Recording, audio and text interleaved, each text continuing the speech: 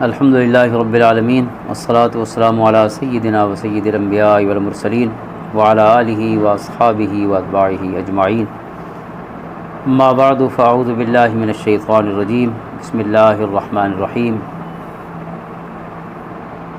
ان الذین قالوا ربنا اللہ ثم استقاموا تتنزل علیہم الملائکۃ الا تخافوا ولا تحزنوا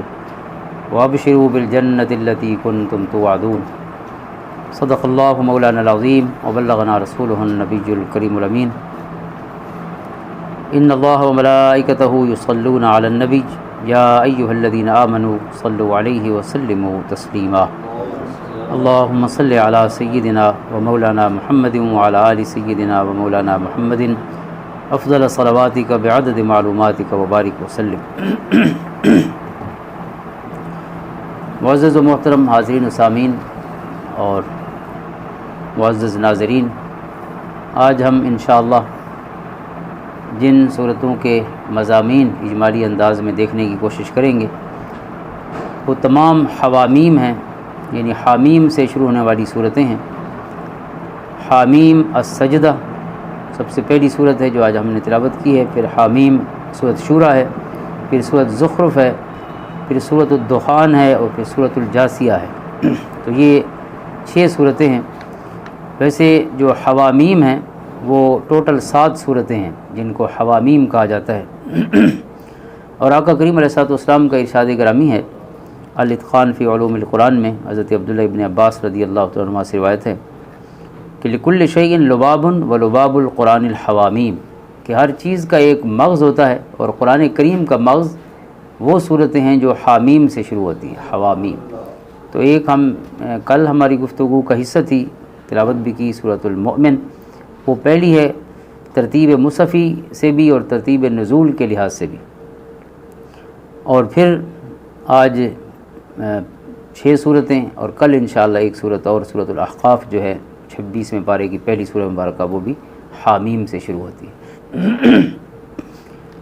اور ایک اور حدیث پاک ہے حضرت عبداللہ ابن مسعود رضی اللہ تعالیٰ عنہ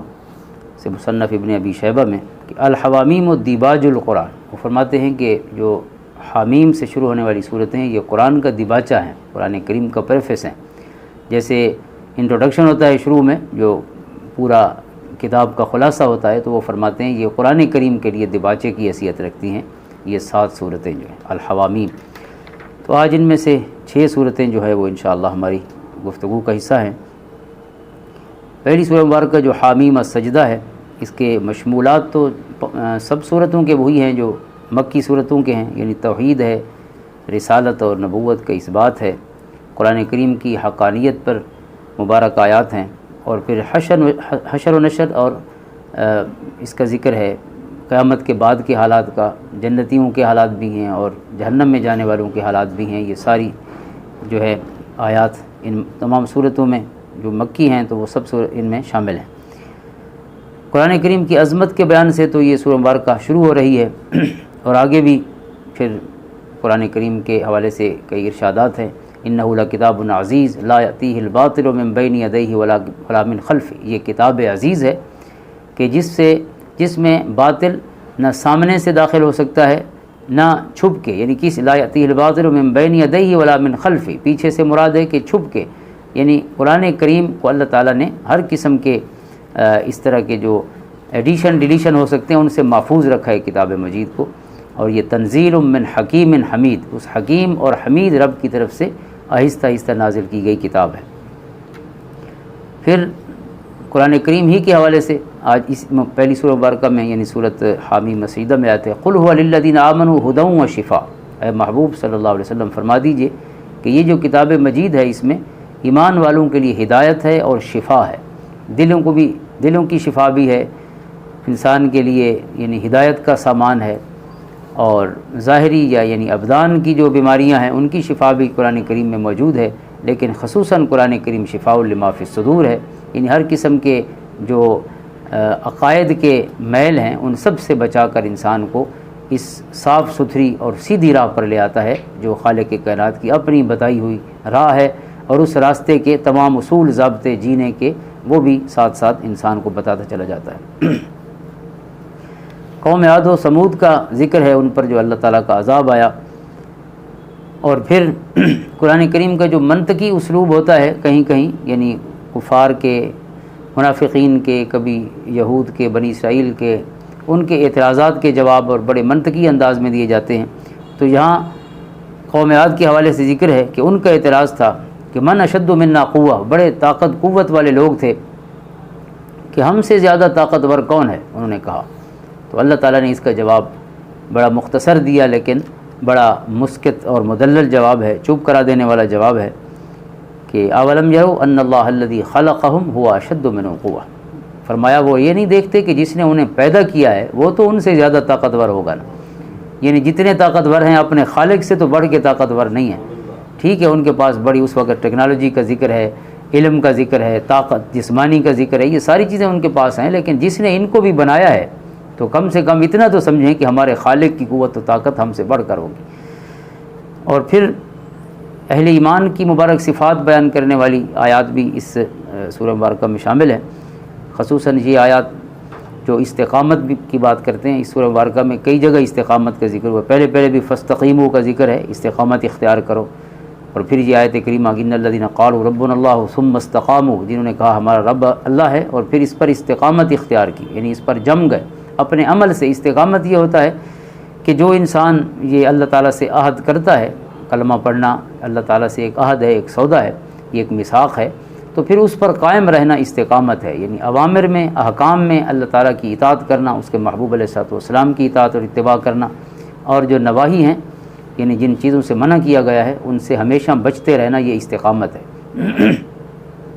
اور تصوف کی تمام کتابوں میں ایک یعنی مقولہ ملتا ہے کہ الاستقامت فوق الکرامہ، یہ صرف مقولہ ہی نہیں ہے، یہ مغز ہے یعنی قرآن و حدیث کا، کہ جو استقامت ہے یہ کرامت سے بھی بڑھ کر ہے۔ ہوا میں کوئی شخص اڑ رہا ہو نا، اس سے بڑا کمال یہ ہے کہ شریعت مطہرہ کا وہ پابند ہو، اللہ تعالیٰ کے حکام کے سامنے اس کی گردن بھی جھکی ہو، اس کا دل بھی جھکا ہو، یہ اصل چیز ہے، اور یہ اصل جو ہے وہ مطلوب ہے خالق کائنات کی بارگاہ۔ اس لیے یہ باقی انسان چونکہ ہمیشہ خرق عادت چیزیں اور پر اسرار چیزیں دیکھنے اور سننے کا عادی ہوتا ہے، جیسے قرآن کریم میں بار بار فرمایا ہے کہ مشرک اور کفار ہمیشہ یہی کہتے تھے تمام انبیاء کو کہ آپ جو ہے کوئی عجیب و غریب چیز دکھائیں تو پھر ہم مانیں گے، یعنی فرشتہ اتر آئے یا آپ کے ساتھ فلاں چیز ہو اور آپ کے لیے یہ آ جائے اور وہ آ جائے، جیسے من و سلوہ کا مطالبہ کیا گیا، اور چیزیں آسمان سے مائدہ حضرت عیسیٰ علیہ السلام سے کہا گیا کہ دسترخوان اترے، ہر چیز بنی بنائی، یا اس طرح۔ اور اللہ تعالیٰ نے جب انسانیت ابھی اپنے علمی لحاظ سے بچپنے میں تھی تو اللہ تعالیٰ نے انبیاء کو بھی اس طرح کی حصی معجزات عطا فرمائے، لیکن آقا کریم علیہ الصلوۃ والسلام کے مبارک عہد میں قیامت تک جو حضور علیہ الصلوۃ والسلام کا مبارک زمانہ ہے، تو یہ علم اور تحقیق اور ریسرچ اور ٹیکنالوجی اور اس ترقی کا زمانہ ہے، لہٰذا آپ کو وہ علمی یعنی معجزہ عطا فرمایا گیا قرآن کریم، جو طبیان لکل شیء ہے، جس میں تمام علوم، تمام معارف، تمام حقائق بیان فرمائے گئے، چاہے ان کا تعلق انسانی زندگی اور انفرادی اور اجتماعی کے ساتھ ہو، سیاسی کے ساتھ ہو، یا ان کا تعلق کائنات کے رازوں کے ساتھ ہو، تو ہر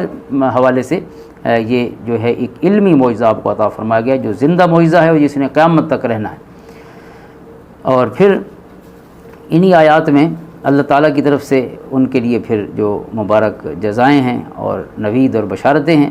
کہ ایسے لوگوں پر اللہ کے فرشتے نازل ہوتے ہیں، اللہ تخافوا ولا تحزنوا وابشروا، اور انہیں خوشخبری دیتے ہیں کہ خوف نہ کرو اور غم نہ کرو، اور تمہیں خوشخبری ہو اس جنت کی جس کا تم سے وعدہ کیا گیا تھا، نحن اولیاؤکم فی الحیات الدنیا وفی الآخرہ۔ اور سب سے بڑی یہ خبر ہے کہ ہم تمہارے مددگار ہیں دنیا میں بھی اور آخرت میں بھی۔ اللہ تعالیٰ کا یہ جو وعدہ ہے، یہ سب سے بڑی چیز یہ ہے کہ اللہ ان کے ساتھ ہے۔ وَلَكُمْ فِيهَا مَا تَشْتَهِي أَنفُسُكُمْ وَلَكُمْ فِيهَا مَا تَدَّعُونَ، جو دل چاہے گا تمہارے سامنے ہوگا جنت میں، اور نزلا من غفور رحیم، اور جو دل چاہے گا سامنے موجود ہوگا۔ یہ تو ابتدائی مہمانی ہے، اصل جزائیں تو بعد میں ملے گی۔ نزل کہتے ہیں آتے ہی جیسے پانی پیش کیا جائے کسی مہمان کو، فوری طور پہ جو چیز دیتے ہیں، کھانا بعد میں، باقی جو اہتمام ہوتا ہے بعد میں ہوتا ہے، تو نزلاً یہ تو آتے ہی آپ کی طبیعت اور مزاج کی ہر خواہش حقیقت بن کے سامنے ہوگی۔ یہ تو ہے پہلی مہمانی، فوری مہمانی، اور باقی جو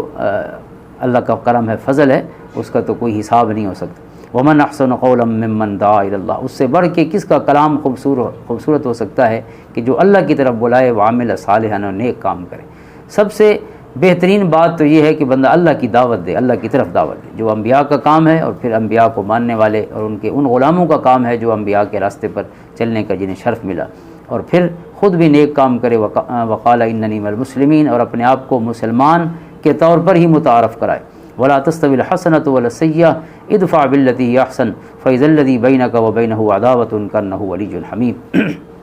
اور یہ ایک کمال اصول قرآن نے عطا فرمایا جینے کا کہ نیکی اور برائی برابر نہیں ہو سکتے، نیکی اور بدی۔ ادفع بالتی احسن، اے محبوب صلی اللہ علیہ وسلم اور ہر مخاطب حضور علیہ السلام کے واسطے سے قرآن پڑھنے والا اور سننے والا، کہ آپ جب بھی رد عمل کا اظہار کریں تو ہمیشہ اچھے طریقے سے، برائی کا بدلہ بھی اچھے طریقے سے دیں، اور اس کا نتیجہ یہ ہوگا فَإِذَا الَّذِي بَيْنَكَ وَبَيْنَهُ عَدَاوَةٌ كَأَنَّهُ وَلِيٌّ حَمِيمٌ، جو آپ کا جانی دشمن ہے، آپ کے حسن سلوک کی وجہ سے وہی آپ کا جگری یار بن جائے گا، ولی حمیم، آپ کا بہت اچھا دوست بن جائے گا۔ اور اسی موضوع کو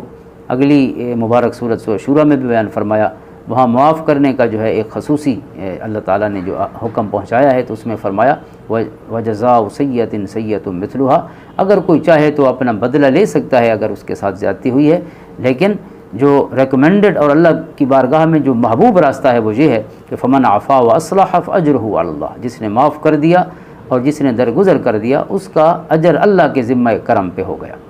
تو رب کائنات آپ خود سوچیں کہ جب میرا معاملہ اس کے حوالے ہو جائے گا تو پھر اس سے بڑھ کر اس معاملے کو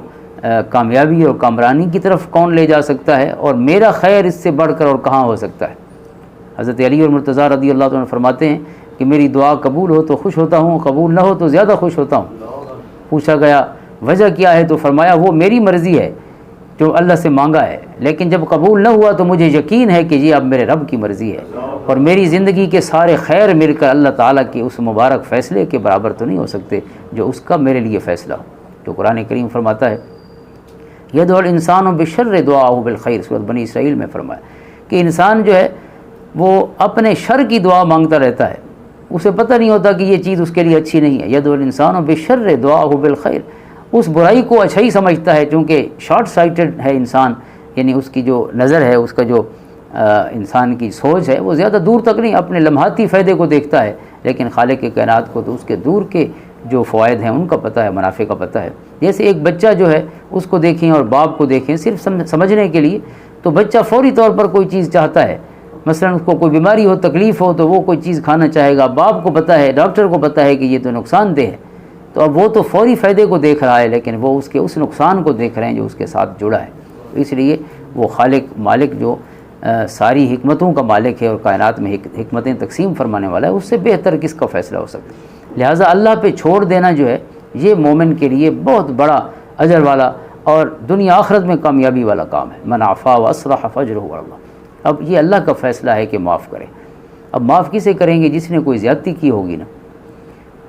اب ہم جہاں معاف کرنے کا معاملہ آتا ہے تو وہاں کہتے ہیں کہ بھائی اسے کیسے معاف کر دوں، اس نے میرے ساتھ یہ کیا، اسی کرنے والے کو تو اللہ نے معاف کرنے کا کہا ہے، اور معاف کرنے کہاں جائیں گے؟ فرشتوں کو ہم نے معاف کرنا ہے۔ معاف تو اسی کو کریں گے جو باپ ہے، بہن ہے، بھائی ہے، بیوی، میاں بیوی آپس میں ہیں، گھر میں رہنے والے جن کے ساتھ زیادہ تعلق ہے، ناراضگیاں وہی جنم لے سکتی ہیں، تو انہی کو معاف کرنا ہے۔ اور اس کی معافی کا اجر یہ ہے کہ اجرہ علی اللہ، جس طرح روزے کے لیے کہا گیا نا کہ روزے کا اجر اللہ خود ہے یا اللہ خود عطا فرمائے گا اپنی شان کے مطابق، معاف کرنا بھی اتنا بڑا عزم والا کام ہے۔ اسی اگلی صورت میں سورہ شورى میں پھر کلمات ہیں مبارک وَلَمَنْ صَبَرَ وَغَفَرَ إِنَّ ذَلِكَ لَمِنْ عَزْمِ الْأُمُورِ، جس نے معاف کر دیا، جس نے صبر کیا، ظاہر ہے معافی کے لیے بہت بڑا صبر پہاڑ ہونا چاہیے۔ آقا کریم فرماتے ہیں صلی اللہ علیہ وآلہ وسلم کہ پہلوان وہ نہیں جو دوسرے کو گرا سکتا ہو، پہلوان وہ ہے الذی یملک نفسہ عند الغضب، او کما قال صلی اللہ علیہ وآلہ وسلم کہ جو غصے میں اپنے اوپر قابو رکھ سکتا ہو وہ پہلوان ہے۔ تو قرآن فرماتا ہے جس نے صبر کیا اور معاف کیا، ان ذالک لمن عزم الامور، یہ ہے بڑا پہلوانوں کا کام، چھوٹے موٹے بندے کا کام نہیں کسی کو معاف کر دینا، اس کے لیے یہ بڑا عظیمت والا کام ہے۔ اللہ تعالیٰ ان عظیمت والے لوگوں کا حصہ بنائے، معاف کرنے کا شرف نصیب فرمائے۔ اور پھر اسی سورہ مبارکہ یعنی سورۃ حامیم سجدہ کے یعنی آخر میں ہی آیت کریمہ ہے سنریہم آیاتنا فی الآفاق وفی انفسہم، ہم اپنی نشانیاں تمہیں دکھائیں گے پوری دنیا میں بھی اور تمہارے جانوں اور نفسوں کے اندر بھی، حتیٰ یتبین لہم انہ الحق، یہاں تک کہ انہیں پتہ چل جائے گا کہ حق کیا ہے۔ اور یہاں حق سے مراد قرآن حق ہے، یعنی ہم نشانیاں اس انداز میں بیان فرمائیں گے کہ یہ یقین کریں گے کہ اللہ بھی حق ہے اور اللہ کی کتاب بھی حق ہے۔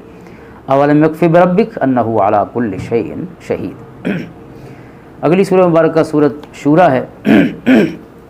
اور اس کا جو نام ہے الشورا وہ ایک آیت کریمہ سے ہی ہے جو آیت نمبر 38 ہے، جس میں ایک آیت تو میں نے ابھی پڑھی ہے معافی کے حوالے سے، تو انہی آیات میں ایک آیت ہے امرہم شورا بینہم، اہل ایمان کی صفات بیان فرمائی گئیں، اور ایک صفت یہ ہے کہ اہل ایمان جو ہیں وہ ڈکٹیٹر نہیں ہوتے، وہ باہمی مشورے سے چلتے ہیں، یعنی مرد کو قوام بنایا گیا، یا حدیث پاک میں راعی فرمایا گیا، کلکم راعٍ وکلکم مسئول عن رعیتہ، گھر میں۔ اسی طرح جو بیوی ہے، حدیث پاک بخاری شریف کی یہ طویل حدیث ہے کہ جو بیوی ہے، گھر والی ہے، وہ گھر میں نگران ہے اور نگہبان ہے، اور اوورال گھر کا پھر خامند ہے، تو ہر ایک کا کچھ ایریا ہے، کچھ جورسڈکشن ہے، اس کے بارے میں وہ جواب دہ ہیں اللہ تعالیٰ کی بارگاہ۔ تو یہ جو عہدہ دے دیا جائے یا کوئی ذمہ داری سونپ دی جائے، وہ گھر کی ہو، وہ محلے کی ہو، وہ شہر کی ہو، وہ ملک کی ہو، یا کوئی بھی اور عہدہ ہو، تو اس میں جو اہل ایمان کا پھر اس عہدے کو ادا کرنے کا یا عہدہ برا ہونے کا جو انداز ہے وہ یہ ہے امرہم شورا بینہم۔ وہ ایسا نہیں کہ بس مجھے اختیار دے دیا گیا تو اب میں امپوز کروں اپنے آرڈر کو، مطلق الاعلان بن جاؤں، نہیں، وہ ان جو سٹیک ہولڈرز ہیں جو ساتھ رہ رہے ہیں گھر میں، ان کے مشورے سے کام کرتے ہیں۔ اس لیے گھر میں مشورہ کرنا یہ کوئی انسان کی تحقیر یا توہین نہیں، یہ اللہ تعالیٰ کے حکم اور بلکہ اہل ایمان کی اس مبارک صفت کا نور و فیضان ہے۔ اور جو بچے گھر میں رہ رہے ہیں، بیوی ہے، بہن بھائی ہو سکتے ہیں، اور جتنے لوگ ہیں ظاہر ہے ان کا مفاد بھی، اور اگر نقصان ہے تو وہ ساری چیزیں مشترکہ ہے، تو لہٰذا انہیں مشورے میں بھی شریک کرنا چاہیے۔ اور یہ جو فیصلہ سازی ہے اس میں گھر کا ہر فرد اور بچوں سے جو مشورہ کیا جاتا ہے اس کی فائدہ یہ ہوتا ہے کہ بچوں کو سوچنے کا انداز، طریقہ، یہ تربیت کا ایک حصہ ہوتا ہے۔ آقا کریم علیہ السلام کو جو فرمایا گیا شاورہم فی الامر، حضور اپنے غلاموں سے مشورہ کیجیے۔ اب جن کے قلب اتھر پہ صبح شام وحی اترتی ہے، انہیں مشورے کی کیا ضرورت ہے؟ جو اللہ تعالیٰ خود اپنا کلام اور ایسے انداز میں کہ انا انزلنا الیک الکتاب بالحق لتحکم بین الناس بما اراک اللہ، حضور وہ فیصلہ فرمائیے جو ہم نے آپ کو دکھا دیا ہے۔ اللہ نے صرف آپ کو باتیں سنائی نہیں ہیں، آپ کو ہر چیز حقائق کو سامنے دکھا دیا ہے۔ تو جنہیں حقائق دکھا دیے گئے ہوں، شنیدہ کئی بہت مانند دیدہ، وہ کہتے ہیں سنی چیز جو ہے سنی ہوئی وہ دیکھی ہوئی کے برابر کیسے ہو سکتی ہے؟ تو ہمارے کریم آقا صلی اللہ علیہ وسلم نے تو دیکھ لیا ہے۔ اللہ فرماتا ہے بما اراک اللہ، تو جن کے سامنے اللہ نے کائنات کے سارے راز کھول دیے ہوں اور ہر چیز کا جو حسن اور قبح ہے ہر چیز واضح کر دی ہو، اس رسول کو حکم ہے کہ شاورہم فی الامر، حضور اپنے غلاموں سے مشورہ فرمائیے۔ تو ان معاملات میں جن میں ڈائریکٹ وحی نہیں آتی تھی، حضور علیہ السلام غلاموں سے مشورہ فرماتے تھے، اور اس مشورے کی اصل حکمت یہ تھی کہ غلاموں کو آگے اقتدار حوالے ہونا ہے، خلفائے راشدین نے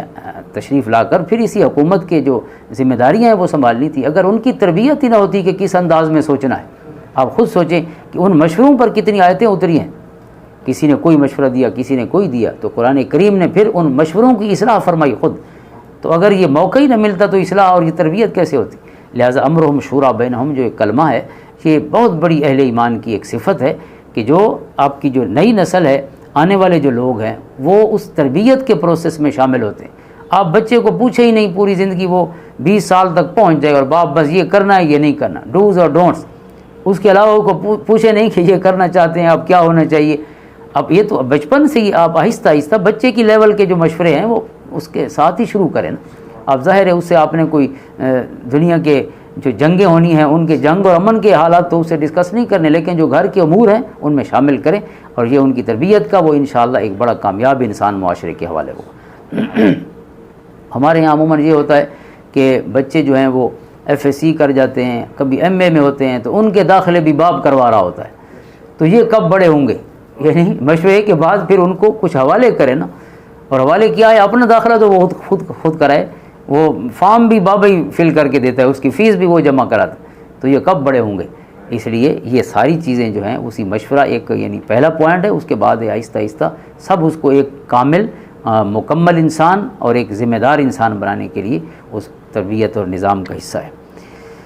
اور اسی سورہ مبارکہ میں یعنی یہ 42واں نمبر ہے اس کا حامیم السجدہ 41ویں ہے، ویسے جو حوامیم ہیں سب اسی ترتیب سے اتری ہیں جس ترتیب سے لکھی ہوئی ہیں قرآن کریم میں. ان کا نزول کا جو ترتیب ہے، آرڈر ہے، یہی ہے. یعنی صورت کل جو ہم نے پڑھی اس سورہ مبارکہ صورت مومن سے لے کر صورت احقاف تک، ان سب کا نزول کا انداز اور طریقہ جیسے یعنی موجود ہیں اسی ترتیب سے ہی نازل ہوئی. اگرچہ نمبر اور ہے لیکن بہرحال ترتیب یہی ہے. اس سورہ مبارکہ میں کچھ آیات مدنی بھی ہیں. سورۃ شورى میں حضرت عبداللہ ابن عباس رضی اللہ تعالیٰ عنہما اور حضرت قتادہ کی روایت کے مطابق، اور ان میں سے ایک آیت انہی جو اہل ایمان کی صفات بیان ہوئی ہیں، جن میں ایک ان کی صفت وَأَمْرُهُمْ شُورَىٰ بَيْنَهُمْ ہے، اور ایک ان کی صفت ہے وَالَّذِينَ إِذَا أَصَابَهُمُ الْبَغْيُ هُمْ يَنتَصِرُونَ. تو یہ آیات جو ہیں حضرت ابن عباس فرماتے ہیں کہ یہ مدنی آیت وَالَّذِينَ أَصَابَهُمُ الْبَغْيُ. اور دوسری جو ہے وَلَوْ بَسَطَ اللَّهُ الرِّزْقَ لِعِبَادِهِ لَبَغَوْا فِي الْأَرْضِ، ایک آیت کریمہ ہے کہ اگر اللہ تعالیٰ سب لوگوں کا رزق ایک جیسا بڑھا دیتا تو دنیا میں بغاوت ہو جاتی. یعنی ہر کوئی امیر ہو جاتا تو پھر کون کس کا کام کرتا، کون کس کی نوکری کرتا، کام کیسے ہوتے، سارے یعنی امیر کبیر بن جاتے. تو فرمایا وَلَٰكِن يُنَزِّلُ بِقَدْرٍ مَّا يَشَاءُ، اللہ تعالیٰ حساب اور اندازے سے رزق جو ہے وہ نازل فرماتا ہے، سب کو ایک جیسا نہیں، ورنہ دنیا میں سرکشی اختیار کر لے لوگ. اِنَّهُ بِعِبَادِهِ خَبِيرٌ بَصِيرٌ. اور ایک آیت کریمہ جو ہے جو مدنی آیات میں حضرت ابن عباس نے شمار فرمائی ہے، وہ قُل لَّا أَسْأَلُكُمْ عَلَيْهِ أَجْرًا إِلَّا الْمَوَدَّةَ فِي الْقُرْبَىٰ. آپ فرماتے ہیں یہ بھی مدینہ طیبہ میں نازل ہوئی. اللہ و رسولہ عالم. اس میں یہ ہے کہ آقا کریم علیہ السلام کو فرمایا گیا کہ آپ فرمائیے مجھے آپ سے کوئی اجر نہیں چاہیے تبلیغ کا، مگر یہ کہ قرابت کی محبت، قرابت کہتے ہیں رشتہ داری کو، رشتہ داری کی محبت. اس کے کئی مفاہیم ہیں جو حضرت عبداللہ ابن عباس ہی کی روایت کے مطابق بیان ہوئے ہیں اور کئی دیگر صحابہ سے بھی. تو ایک یہ ہے قرابت کی محبت کی، چونکہ آقا کریم علیہ السلام کے جتنے قبیلے تھے مکہ میں ان سب سے کوئی نہ کوئی رشتہ داری تھی. یعنی قریش کا کوئی ایسی برانچ نہیں تھی کہ جس سے حضور علیہ السلام کا قرابت کا رشتہ نہ ہو. آپ جس صحابی کا بھی جو قریشی تھے اس کا پڑھیں کہ وہ اس کا نسب جو ہے 7ویں پشت میں حضور سے ملتا ہے، یا 4تھی میں ملتا ہے، یا 6ٹھی میں ملتا ہے. اس طرح یعنی تمام قبائل والے لوگ جو ہیں آخر اسی ایک برانچ کے حصہ تھے جو حضرت اسماعیل علیہ السلام تک پہنچتا تھا. تو آپ نے فرمایا کہ اور نہیں تو کم سے کم آپ جو یعنی روڑے اٹکا رہے تھے حضور کے راستے میں تبلیغ کے باب میں، تو مجھے اپنا رشتہ دار سمجھتے ہوئے، چونکہ صلہ رحمی جو تھی رشتہ دار کا احترام کرنا رشتہ داری کا، یہ عرب کی روایات میں تھا. یعنی ان کی جو اچھی خوبیاں تھیں، محاسن تھے، رشتہ دار اور رشتہ داری کا جو احترام ہے، اس کا جو لحاظ ہے، یہ اس کا حصہ تھا. تو حضور علیہ السلام نے ایک یہ مفہوم ہے، اگر اس کو مکی شمار کیا جائے تو پھر خصوصاً یہ مفہوم ہے کہ آپ اس قرابت کو تو دیکھیں جو میرے ساتھ ہے، لہٰذا مجھے اپنا کام رشتہ دار ہونے کے ناطے تو آرام سے کرنے دیں. کیونکہ آپ کو پتہ ہے کہ قرابت تو اتنا عرب میں ایک تعصب یا عصبیت کا معاملہ تھا کہ اگر کوئی رشتہ دار قتل بھی کر دیتا تو سارے رشتہ دار اس کے ساتھ کھڑے ہوتے، یعنی اس کے غلط کاموں میں بھی اس کے ساتھ ہوتے. اور حضور صلی اللہ علیہ وسلم تو تبلیغ فرما رہے ہیں، اچھا کام کر رہے ہیں، انسانیت سکھا رہے ہیں، تو اس میں آپ جو قتل کے معاملے میں بھی رشتہ دار کا لحاظ رکھتے ہو تو یہاں رشتہ داری کا لحاظ بھی نہیں ہے. تو ایک مفہوم یہ ہے. اور دوسرا مفہوم خصوصاً جب اس کو مدنی شمار کیا جائے، لیکن مکی بھی شمار ہو تو پھر بھی وہ مفہوم بھی یقیناً اس میں شامل ہوتا ہے. اور یہ حدیث پاک جو ہے معجم کبیر کی بھی ہے اور مجمع الزوائد کی بھی ہے. حضرت عبداللہ بن عباس رضی اللہ تعالیٰ عنہ نے فرمایا لما نزلت قل لا اسألكم عليه اجرا الا المودة في القربى قالوا یا رسول اللہ من قرابتك هؤلاء الذين وجبت علينا مودتهم. کہ جب یہ آیت اتری تو صحابہ کرام علیہم الرضوان نے عرض کی کہ یہ آپ کے کون سے رشتے ہیں کہ جن کی محبت لازم کر دی گئی ہے، مودت اور محبت. تو آپ نے فرمایا قال علی و فاطمۃ و ابناہما. آپ نے فرمایا حضرت علی کرم اللہ وجہہ الکریم، حضرت فاطمۃ الزہرا سلام اللہ علیہا، اور ان کے دونوں صاحبزادے حضرت حسن اور حضرت حسین رضی اللہ تعالیٰ عنہما و سلام اللہ علیہما. آپ نے فرمایا ان ہستیوں کی محبت جو ہے اس آیت کریمہ میں لازم کرا دی. لہذا جو بھی مفہوم ہو اس مفہوم کے مطابق اس پر ایمان لانا بھی ضروری ہے اور اس محبت کو ادا کرنا بھی ضروری. اور برکت کے لیے ایک حدیث پاک حضور علیہ السلام کے ان مبارک رشتوں کی حوالے سے بھی عرض کر دیں، چونکہ اہل بیت کی محبت کا ذکر ہوا ہے تو حضور علیہ السلام کی ایک اور حدیث پاک جو جامع ترمذی کی ہے، آپ نے فرمایا احب اللہ لما یغزوکم من نعمہ. اللہ رب العزت سے محبت کرو چونکہ اس نے تمہیں غذا اور رزق عطا فرمایا، تمہیں کھلاتا پلاتا ہے. وَأَحِبُّونِي بِحُبِّ اللَّهِ. اور مجھ سے محبت کرو چونکہ اس کھلانے پلانے والے کا نمائندہ اور رسول میں ہوں. اور وَأَحِبُّ أَهْلَ بَيْتِي لِحُبِّي. اور فرمایا میرے گھر والوں سے محبت کرو میری محبت کی وجہ سے، کہ میرے ساتھ ان کا رشتہ اور تعلق ہے. لہٰذا اس رشتے کو نبھانے کے لیے آپ ان سے محبت رکھیے میرے اس مبارک رشتے کی وجہ سے۔ اور آقا کریم علیہ الصلوۃ والسلام کی اور بہت سی احادیث ہیں ان ہستیوں کے لیے الگ الگ بھی، اور اہل بیت کے حوالے سے جو بہت سی احادیث ہیں کہ امان لأہل الارض، کہ وہ زمین والوں کے لیے امان ہیں، اختلاف سے بچانے کے لیے اللہ تعالیٰ ان ہستیوں کی محبت عطا فرمائے، اور رب کائنات ہمیں قرآن پاک سمجھنے کا مزید نور عطا فرمائے۔ تو اس سورہ مبارکہ کی مزید جو ہیں قرآن کریم کی عظمت پر آیات ہیں، توحید پر دلائل ہیں، صفات باری تعالیٰ، اہل قرابت رسول صلی اللہ علیہ وسلم سے محبت اور مودت کا ذکر خیر ہوا، مومنین کی صفات بیان فرمائی گئیں، اور یہاں بیٹی اور بیٹا جو ہے خصوصاً اس کو کئی جگہ قرآن کریم نے بیان فرمایا، ایک اس جگہ بھی بیان ہوا کہ اللہ تعالیٰ بیٹیاں دے یا بیٹے دے یہ اس کا فیصلہ ہے، لہٰذا نہ پریشان ہونا چاہیے اور نہ ہی اس کو اپنے لیے کوئی محرومی سمجھنا چاہیے۔ للہ ملک السماوات والارض یخلق ما یشاء، اللہ کے لیے ہے زمین و آسمان کی بادشاہت، یخلق ما یشاء، جو چاہتا ہے پیدا فرماتا ہے، یہب لمن یشاء اناثا ویہب لمن یشاء الذکور، جسے چاہتا ہے بیٹیاں دیتا ہے، جسے چاہتا ہے بیٹے دیتا ہے، او یزوجہم ذکرانا و اناثا، جسے چاہتا ہے جوڑے عطا فرماتا ہے، بیٹیاں بھی عطا فرماتا ہے، بیٹے بھی عطا فرماتا ہے، ویجعل من یشاء عقیما، اور جسے چاہتا ہے بانجھ اور بے اولاد رکھتا ہے، انہ علیم قدیر، وہ علم والا ہے اور قدرت والا ہے، اس لیے اسے پتہ ہے کہ آپ کے بچے ہونے میں کیا فائدہ ہے اور نہ ہونے میں آپ کا کیا فائدہ ہے، بجائے نقصان کے اس میں بھی ایک انسان کا فائدہ، یا صرف بیٹیاں ہوں اور بیٹے نہ ہوں، یا بیٹے ہوں اور بیٹیاں نہ ہوں۔ اور یہاں اللہ تعالیٰ نے پہلے جو عطا اپنی عطا کا دروازہ کھولا ہے، ذکر خیر فرمایا ہے، تو پہلے بیٹیوں کا ذکر فرمایا۔ علماء فرماتے ہیں اس کا مطلب ہے کہ اللہ تعالیٰ نے بیٹوں پر یہاں بیٹیوں کو ترجیح دی ہے، یہب لمن یشاء اناثا پہلے ہے، یہب لمن یشاء الذکور بعد میں۔ حضور علیہ الصلوۃ والسلام کے اہل بیت اطہار کا ذکر خیر ہوا ہے، آقا کریم علیہ الصلوۃ والسلام کی پوری نسل مبارک، تیری نسل پاک میں ہے بچہ بچہ نور کا، تو ہے عین نور، تیرا سب گھرانہ نور کا۔ لیکن یہ نور کا گھرانہ کہاں سے شروع ہوا؟ حضور علیہ الصلوۃ والسلام کی شہزادی سیدہ طیبہ طاہرہ حضرت فاطمہ الزہرا سلام اللہ علیہا سے اللہ تعالیٰ نے اپنے محبوب کا یہ جو سلسلہ ہے نسل کا وہ جاری فرمایا، تو لہٰذا ان چیزوں کو محرومی نہیں سمجھنا چاہیے۔ اگلی سورہ مبارکہ میں بھی پھر ذکر ہے، اور ایک ذکر پہلے گزرا ہے سورۃ نحل میں، وَإِذَا بُشِّرَ أَحَدُهُم بِالْأُنثىٰ ظَلَّ وَجْهُهُ مُسْوَدًّا وَهُوَ كَظِيمٌ۔ کفار کا طریقہ ہے کہ بیٹی پیدا ہو تو ان کا چہرہ سیاہ ہو جائے، یعنی اتنے پریشان ہوں کہ کیا ہو گیا ہمارے ساتھ۔ تو اس لیے ہمیں سوچنا چاہیے کہ کہیں ہم وہ کفار کے طریقے پہ تو نہیں اس کے قریب ہو رہے کہ بیٹی پیدا ہونے پر اتنا غم منایا جاتا ہے، باقاعدہ افسوس کے لیے جایا جاتا ہے، یا بختاور کرنے جایا جاتا ہے۔ بختاور کا مطلب یہ ہوتا ہے کہ یہ تب بختہ والی ہوگی اگر اس کے بعد بیٹا پیدا ہوتا، یعنی وہ کوئی بخت والی نہیں ہے۔ اندازہ کریں اللہ تعالیٰ کی ایک نعمت ہے، اس کی رحمت ہے، بیٹی ہو یا بیٹا ہو، جن کی اولاد ہی نہیں ہوتی آپ خود سوچیں ان کی کیا محرومی کیفیت ہے۔ لیکن اگر اولاد نہ بھی ہو تو انہیں بھی پریشان ہونے کی ضرورت نہیں، جس چیز کا سارا اختیار اللہ کے پاس ہو، اور جس کے بعد اختیار ہے وہ رحیم بھی ہے اور کریم بھی ہے اور وہ حکیم بھی ہے، اس سے بہتر نہ کوئی فائدہ ہمارا سمجھ سکتا ہے، نہ اس کے لیے پھر آگے عملی طور پر کچھ کام کر سکتا ہے، چونکہ اللہ قدیر بھی ہے، یعنی جس کو بہتر سمجھے اس کو عمل درآمد کے لیے بھی پھر کسی اور کی منت سماجت نہیں کرنی، اور پھر اس کے وسائل بھی محدود نہیں ہیں کہ وہ اس کے وسائل ختم ہو جائے۔ تو جو علی کل شیء قدیر کی صفت رکھتا ہے، باخبر بھی ہے، اور پھر حکمتوں بھرا اس کا ہر فیصلہ بھی ہے، اور پھر اس سے بڑھ کے محبت کرنے والا بھی کوئی نہیں ہے، اور اس سے بڑھ کر قادر بھی کوئی نہیں ہے، تو پھر اس کے فیصلوں کے حوالے سے پریشانی کی کیا ضرورت؟ تو یہ ساری پریشانیاں جو ہیں انسان کے ان معاشرتی کچھ روایات کی وجہ سے بن جاتی ہیں جو اصل میں کوئی پریشانی نہیں ہوتی۔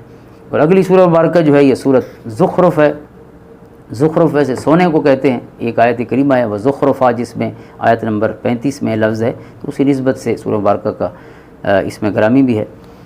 اور اس کے مشمولات میں بھی قرآن کریم کی عظمت ہے، اس کی شان بیان فرمائی گئی ہے، مشرکین کی مذمت ہے، اور اس میں بھی بیٹیوں کو حقیر جاننے کے حوالے سے اس صورت میں بھی ذکر ہے، اور سورۃ نحل میں بھی ہے، اور سابقہ امتوں اور رسولوں کے احوال ہیں، ان کی تکذیب، اور پھر اللہ تعالیٰ کی طرف سے جو عذاب آیا، خصوصاً حضرت ابراہیم علیہ السلام کا، ان کی قوم کا ذکر ہے، حضرت موسیٰ علیہ السلام، حضرت عیسیٰ علیہ السلام، اور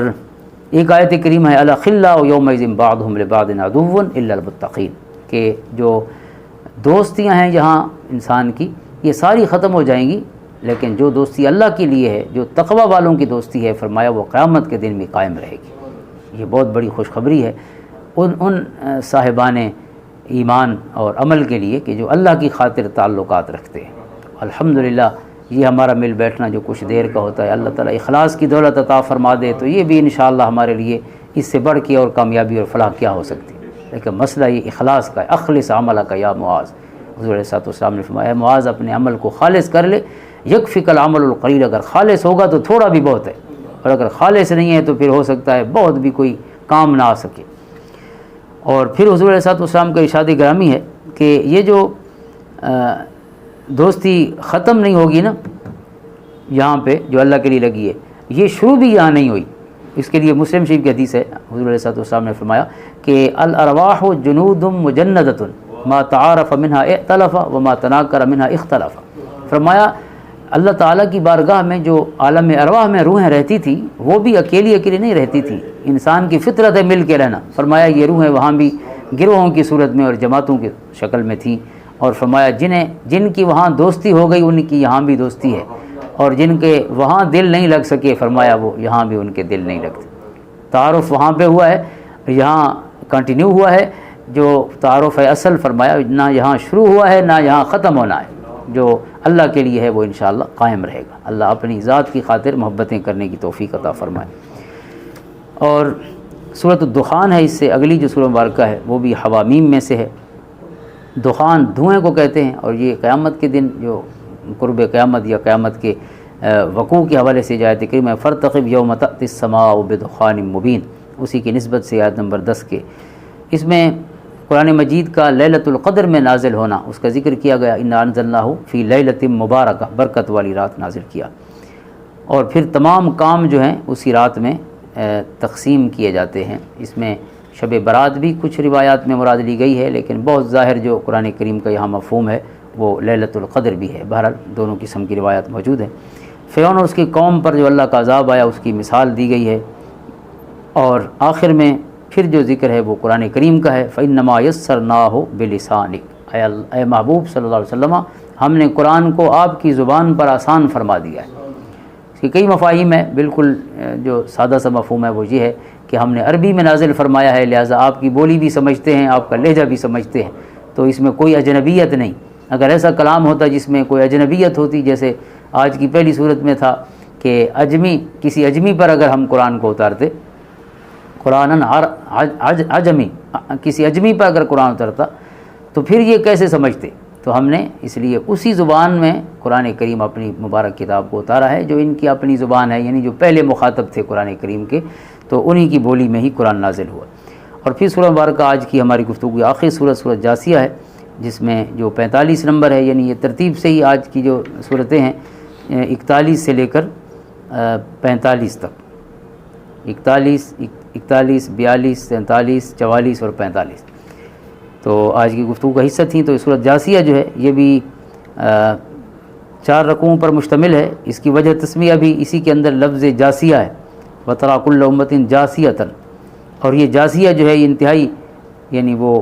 انسان کی ایک قسم پرسی والی کیفیت ہوتی ہے، گھٹنوں پہ بیٹھ کر منت سماجت کرنے کی جو کیفیت ہے اس کو جاسیہ کہا گیا۔ اور ایک دن آنا ہے فرمایا کہ اللہ کی بارگاہ میں اس طرح منتیں سماجتیں کریں گے، تو آج ہی کیوں نہ سمجھ لیں، آج ہی کیوں نہ انسان آنکھیں کھول لے، اپنے کان کھول لے اور اس حق کی بات کو سمجھ لے۔